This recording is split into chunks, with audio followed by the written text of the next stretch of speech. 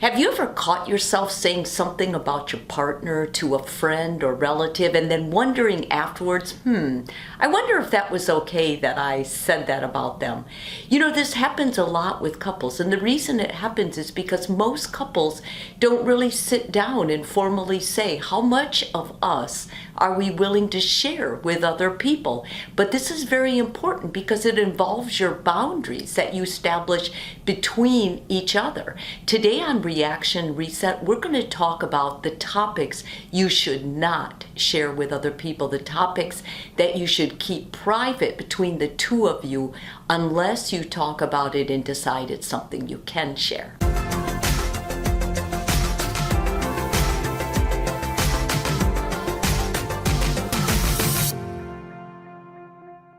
In our grandparents' and parents' generation, it was much easier to keep private what's supposed to be private in your relationship. I mean, there was a party line.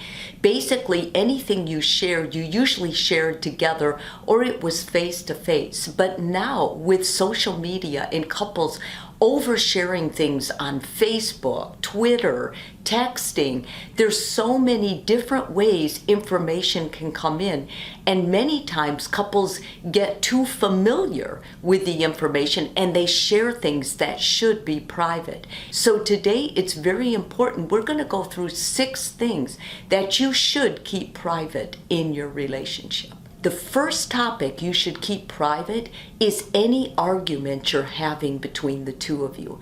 I know this is a tough one because when you're having an argument, many times you feel bad about it and you talk to another person in an effort to get clarity or to get their input.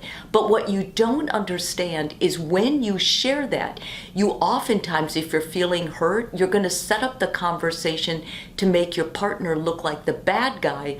Or when your friends and family try to help you, they're going to take your side because they love you. They're attached to you. When it comes back to your partner that you shared it, what often happens is your partner feels violated. They feel like, you know what? Couldn't we have solved this on our own? You never want to risk that break in trust. So any argument you're having, keep it at home with your partner. Talk about it, negotiate. You can look at other perspectives, but as much as possible, don't share what the argument is about. The second topic is anything that happens in the bedroom. It's not okay to talk to your friends about any part of your partner's body or how they make love to you. These things should be kept between you and your partner. If you're not happy or if you need help, go seek a mental health professional in that field or a physical. Sometimes people have physical sexual problems that do need to be addressed, but you shouldn't be talking about it with your friends or your family. A third topic is any medical condition your partner struggles with. If you want to talk about something you have medically, whether it's rheumatoid arthritis or any kind of condition, it's okay to talk about you, but you shouldn't talk about your partner because many times people feel like an illness makes them weak or they don't feel right in themselves. They're ashamed of it. So you can never violate that. It's different if you're together and your partner discloses it and talks about it, then by all means be supportive of them and what they're going through, but never say something when they're not there to protect themselves or to give you the eye, like cut it out. The fourth issue is infertility. Now, this is a complicated one because many times couples do want to talk about their infertility with other couples because it gives them support, and that's okay.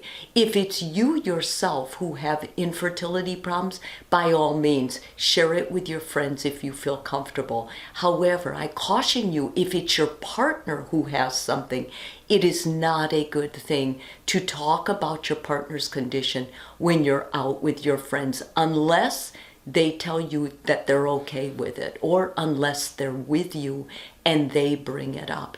Many people feel that infertility is a weakness. They feel less of a man or a woman if they can't have a baby, and it's embarrassing to them. You never want to embarrass your partner. The fifth topic is money issues. When you violate your partner's trust, if you're having financial problems, it can make your partner feel inadequate or bad about themselves. It can damage their masculinity or femininity.